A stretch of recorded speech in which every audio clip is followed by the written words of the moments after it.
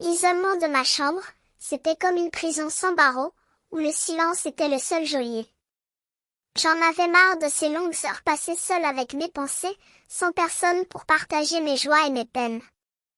Mais, comme souvent, la solution à mes problèmes venait de loin, et ce fut une idée qui m'a valu un nouveau compagnon de route. C'est elle qui a eu l'initiative de cette nouvelle aventure, elle qui m'a convaincue que vivre en colocataire était la solution idéale pour rompre le silence qui m'entourait. Mais, comme tous les grands débuts, il y avait des règles à respecter, des habitudes à adopter, et des secrets à partager. Et c'est là que j'ai compris que la colocataire, c'est d'abord respecter l'autre. Elle a appris à se rassurer mutuellement, à partager ses joies et ses peines, et nous avons créé un lien solide entre nous. Mais, comme nous le savons tous, les monstres se cachent souvent sous nos lits, et nous ne les voyons pas. C'est ce que nous avons appelé les monstres de la coloc, ces petits problèmes qui peuvent se poser lorsqu'on vit ensemble. La propreté, c'est un autre aspect essentiel de la coloc.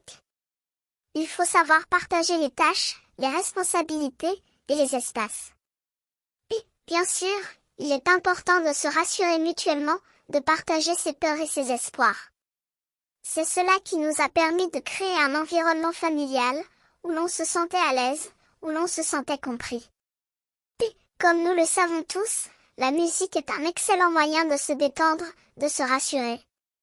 C'est pourquoi, souvent, nous nous retrouvions pour écouter de la musique, pour partager nos joies et nos peines. Et, bien sûr, il y avait des moments de folie, de drôlesse, que nous partagions ensemble, comme ces soirées où nous nous retrouvions pour écouter de la musique, pour rire et pour se détendre. En fin de compte, la coloc, c'est avant tout suivre les règles, partager les responsabilités, et se rassurer mutuellement. C'est ainsi que nous avons créé un environnement familial, où l'on se sentait à l'aise, où l'on se sentait compris.